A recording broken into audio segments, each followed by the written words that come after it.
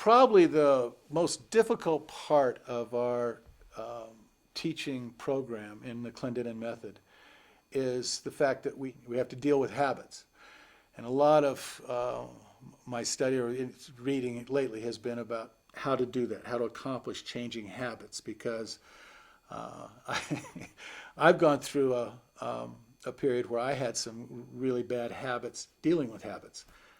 With habits, when we originally were working with them, the issue we had is we found out the habits were like little demons in people, and we had to go to war with those demons, because the demons would tell the people, "Don't listen to him. We've already got something that works. Let's act confused. Let's get confused. We don't need to do this. We don't need to change it."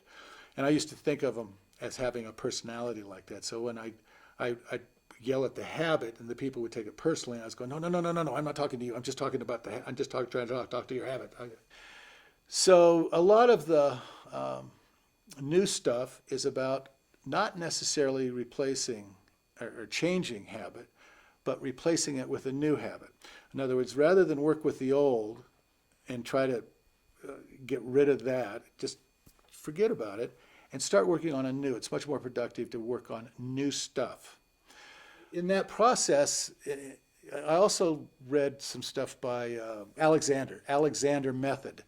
And this guy wrote about changing habits back in the early 1920, 1930, in that era. And he wasn't really a scientist, but he developed this method for changing habits. And we've adopted that.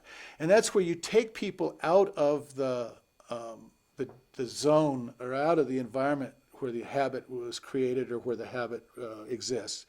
And you take them to a different place, and you work on small progressive steps to get them out of that habit. We just let the old habit die away. We didn't have to deal with it. We just work on new stuff, and that would take over what the issue was that the habit was preventing. And we've had a lot of success. We've had a lot of success with this since then.